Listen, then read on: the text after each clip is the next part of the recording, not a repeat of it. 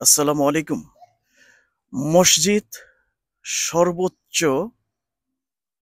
পবিত্রতম স্থান, সম্মানের জায়গা। যেই মসজিদে যে কোনো মানুষ ঢুকতে গেলে সেখানে দোয়া পড়ে তারপরে প্রবেশ করতে হয় এবং মসজিদে ঢোকার পরে ২ রাকাত সলাত বা নামাজ পড়ে মসজিদের আদব রক্ষা করে সেখানে বসতে হয়। সেই পবিত্রতম সর্বোচ্চ সম্মানের জায়গায় গতকাল আমরা দেখতে পেলাম মুসল্লিদের ২ পক্ষ তুমুল মারামারি। মসজিদের ভিতরে মসজিদের আসবাবপত্র দিয়ে, মসজিদের জুতার বক্সগুলো দিয়ে ২ পক্ষ তুমুল পিটাপিটি আমরা দেখতে পেলাম এবং মসজিদের জানালাগুলো ভেঙে ফেলা হয়েছে এবং সেখানে এক পক্ষ আরেক পক্ষকে জঘন্যতমভাবে আঘাত করেছে। এইরকম মসজিদের ভিতরে ফিতনা খুবই দুঃখজনক। এই মসজিদ বাংলাদেশের সবচেয়ে বড় মসজিদ, বাইতুল মোকাররম মসজিদ, যেই মসজিদ আমাদের দেশের একটি ঐতিহ্য। সেই মসজিদের ভিতরে এইভাবে মারামারি করা খুবই লজ্জাস্কর, দুঃখজনক ব্যাপার। আসলে মানুষের ভিতর থেকে আল্লাহর ভয় উঠে গেছে।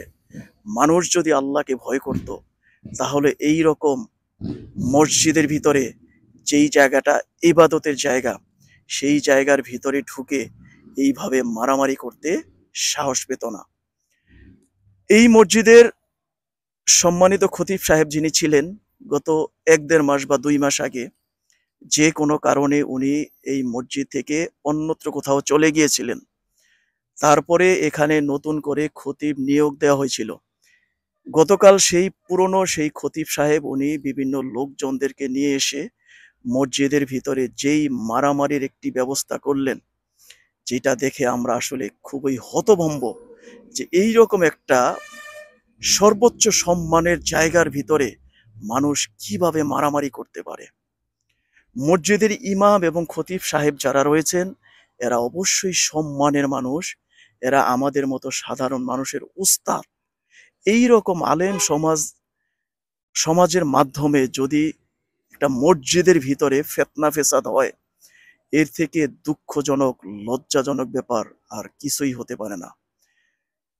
এইরকম মসজিদের ভিতরে ফিতনা ফেসাদ, মারামারি দ্বিতীয়বারের মতো আমরা আর বাংলাদেশে দেখতে চাই না। আমরা চাই দেশের শান্তি, মানুষের শান্তি।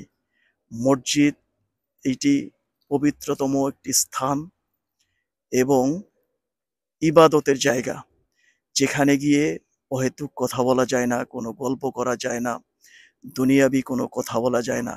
সেই জায়গার ভিতরে গিয়ে মারামারি করা, ফিতনা ফেসাদ করা বড়ই দুঃখজনক ব্যাপার।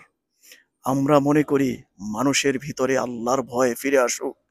মানুষ এইরকম মসজিদের ভিতরে ফিতনা, ফেসাদ, মারামারি দ্বিতীয়বারের মতো আর কোনোদিন না করুক। আমরা সাধারণ মানুষ সেইটাই চাই এবং এই ভয়ঙ্কর মারামারির সাথে যারা জড়িত, তাদের আইনের আওতায় এনে কঠিন শাস্তি দেওয়া উচিত বলে আমরা মনে করি। তাহলে ভবিষ্যতে এইরকম পবিত্র জায়গায় গিয়ে, মসজিদের ভিতরে গিয়ে আর মারামারি করতে কেউ সাহস পাবে না।